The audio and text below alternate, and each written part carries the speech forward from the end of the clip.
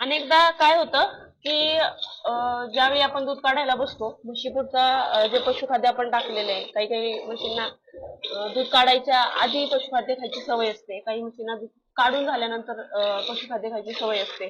तर सवयीनुसार आपण करत असतो. पण काही काही म्हशी, बऱ्याचशा म्हशी आपण ज्यावेळी दूध काढताना त्यांना पशुखाद्य टाकतो, तर अशा वेळी होतं काय, ते पशुखाद्य संपलं की म्हशी लाथ मारायला सुरुवात करतात.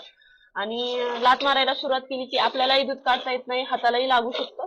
त्यामुळे मग आपला जो मिल्किंग पिरियड आहे 7 मिनिटाचा, त्यात तर दूध काढून झालंच पाहिजे.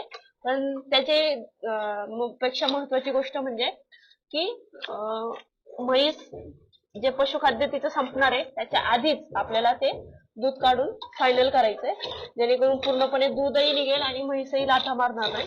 अशा पद्धतीने केलं तर दूधही योग्य किंवा जेवढं दूध आहे तेवढं निघतं. आणि त्यासाठी ही जी मूठ पद्धत आहे ती वापरावी. कारण मी बघितलंय आमचे जे हेल्पर आहेत त्यांचा हाताचा अंगठा वगैरे पूर्ण एकदम खड्डा पडलेला, त्या सगळ्या गोष्टी होतात त्यांच्या बाबतीत. आणि म्हैस पिळताना असा अंगठा लावतो, हा हा अंगठा लावला, हे बघा, अंगठा लावला तर धार जरा बारीक येते तुलनेने आणि इथं दुखतं, खड्डा पडतो आणि पूर्ण हात दुखतो. त्यासाठी काय करायचं, पिळताना कधी मुठीने पिळायचे. मुठीने पिळलं की बरोबर शेंड्याला जोर लागला जातो, जोर लागला की इझिली धार येते.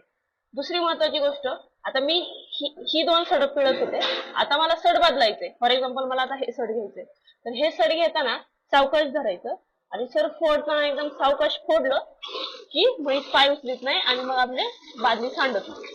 नाहीतर बऱ्याच वेळा काय होतं की अचानक आपण सड बदललं की आणि सड फोडलं की म्हैस पाय उचलते आणि बादली सांडण्याची शक्यता असते. त्यामुळे ज्या कोणत्या खट्याळ म्हशी आहेत त्या म्हशींच्या बाबतीत ही काळजी घेणं गरजेचं आहे. ज्या शांत म्हशी असतात त्यांना कसंही दूध काढलं तरी